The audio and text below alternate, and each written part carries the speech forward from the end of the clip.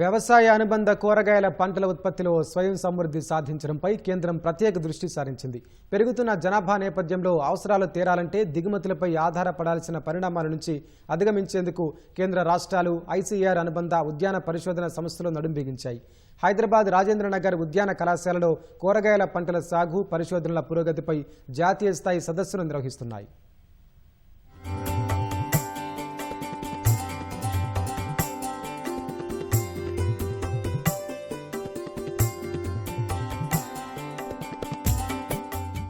దేశంలో వ్యవసాయ అనుబంధ రంగానికి ప్రాధాన్యత పెరుగుతోంది. పౌష్టికాహారంలో కీలకమైన కూరగాయలు అందులో ఏమాత్రం తీసిపోవట్లేదు. కానీ కొన్ని పరిస్థితుల్లో ఆహార అభిరుచులు, అలవాట్లకు అనుగుణంగా కూరగాయల కొరత వేధిస్తోంది. వాతావరణ మార్పుల నేపథ్యంలో విత్తనం కోసం బహుళజాతి సంస్థలపై ఆధారపడాల్సి వస్తోంది.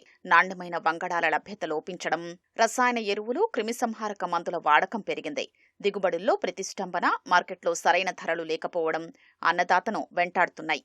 ఈ క్రమంలో హైదరాబాద్ రాజేంద్రనగర్ ఉద్యాన కళాశాలలో ఐసీఏఆర్ భారతీయ కూరగాయల పరిశోధనా సంస్థ, శ్రీ కొండా లక్ష్మణ్ తెలంగాణ ఉద్యాన విశ్వవిద్యాలయం ఆధ్వర్యంలో 3 రోజుల పాటు కూరగాయల పంటలపై జాతీయ స్థాయి సదస్సు జరుగుతోంది. తొలి రోజు అఖిల భారత సమన్వయ పథకం 44వ వార్షిక సమావేశాన్ని వ్యవసాయ శాఖ కార్యదర్శి కె సురేంద్రమోహన్ ప్రారంభించారు.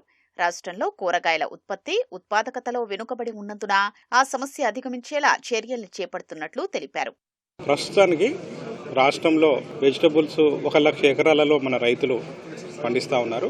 దాన్ని 2047 వరకు 10 లక్షల ఎకరాలకు దాన్ని ఇంక్రీజ్ చేయాలి అని చెప్పేసి ఒక టార్గెట్గా పెట్టుకోవడం జరిగింది. దాంట్లో భాగంగా అగ్రికల్చర్ అండ్ కోఆపరేషన్ డిపార్ట్మెంట్ పరిధిలో ఉన్నటువంటి డిపార్ట్మెంట్స్ అన్నీ కూడా ఒక ఇంటిగ్రేటెడ్గా ఇంప్లిమెంటేషన్ ప్లాన్ కూడా తయారు చేయడం జరిగింది. రైతులకు ఆదాయాన్ని ఎట్లా నెక్స్ట్ 2-3 ఏళ్లలో ఏదైతే తెలంగాణ ప్రభుత్వం రెట్టింపు చేయాలనుకుంటుందో దానికి మీకు సలహాలు, సూచనలు ఇవ్వాలని చెప్పేసి అందరు సైంటిస్టులు చెప్పాం. ఈ డెలిబరేషన్స్లో భాగంగా వాళ్ళు ఇచ్చినటువంటి సలహాలను, సూచనలను మేము చాలా సీరియస్గా మా ఇంప్లిమెంటేషన్ ప్లాన్స్లో, యాక్షన్ ప్లాన్స్లో కూడా పొందుపరుస్తాం. అన్ని పంటల్లో హైబ్రిడ్ల సృష్టి, ఉత్పత్తి సాంకేతికత, మల్చింగ్, నేల ఆరోగ్యం, పోషకాల వృద్ధిపై ప్రత్యేక దృష్టి సారించినట్లు శాస్త్రవేత్తలు తెలిపారు. ఉద్యాన రంగం ప్రాముఖ్యత రోజురోజుకు పెరగడం శుభదాయకమని, ఉద్యాన పంటల విలువ సాలీనా 7.6 లక్షల కోట్లుందని భారతీయ వ్యవసాయ పరిశోధనా సంస్థ assistant director general doctor Sudhakar Pandey అన్నారు. ఇప్పటికే 640 రకాల నూతన కూరగాయల రకాలు అభివృద్ధి చేసినందున వైరస్ తట్టుకునే రకాలు, అధిక దిగుబడి ఇచ్చే హైబ్రిడ్ రకాలపై పరిశోధనలపై దృష్టి పెట్టినట్లు భారతీయ కూరగాయల పరిశోధనా సంస్థ డైరెక్టర్ డాక్టర్ రాజేష్ కుమార్ తెలిపారు. Our aim is to develop technologies and techniques for the vegetable cultivation of the farmers so that they can get more benefit out of their inputs. Reduce the input, more benefit is our major target for the farmers. That's why we are developing newer and newer technologies, and we are also calculating the economics of those technologies, how much area, how much input is being used and how much output is coming for different technologies.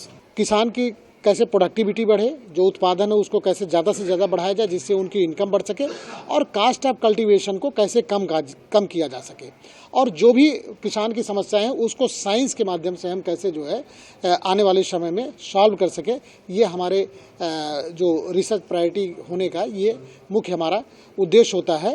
రాష్ట్ర వ్యాప్తంగా గతంలో 3 లక్షల ఎకరాల విస్తీర్ణంలో కూరగాయల సాగు ఉంటే ఇప్పుడు 1,00,000 ఎకరాలకే పరిమితమైంది. మరో 2 మేర ఈ విస్తీర్ణం పెరగాల్సిన అవసరం ఉందని ఉద్యాన varsity vice chancellor doctor Rajireddy అన్నారు. హైవేల వెంట ప్రతి 50 కిలోమీటర్లకు 1 చొప్పున, వ్యవసాయ మార్కెట్ యార్డుల్లో 1 చొప్పున అత్యాధునిక కూరగాయల మార్కెట్, శీతల గిడ్డంగి ఏర్పాటు చేయాలని ప్రతిపాదనలు ప్రభుత్వానికి పంపించినట్లు వీసీ చెప్పారు.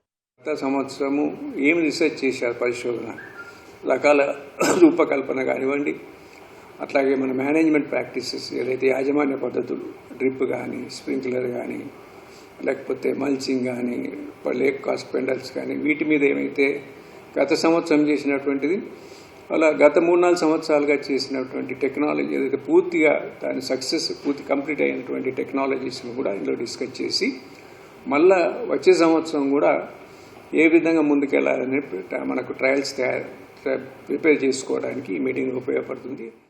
భవిష్యత్తులో పర్యావరణ మార్పులు తట్టుకొని ఎగుమతికి అనువుగా చీడపీడలు ఎదుర్కొని అధిక పోషకాలు కలిగిన కూరగాయల రకాల అభివృద్ధిపై పరిశోధనలు ముమ్మరం చేయాలని ఈ సదస్సు వేదికగా శాస్త్రవేత్తలు నిర్ణయించారు.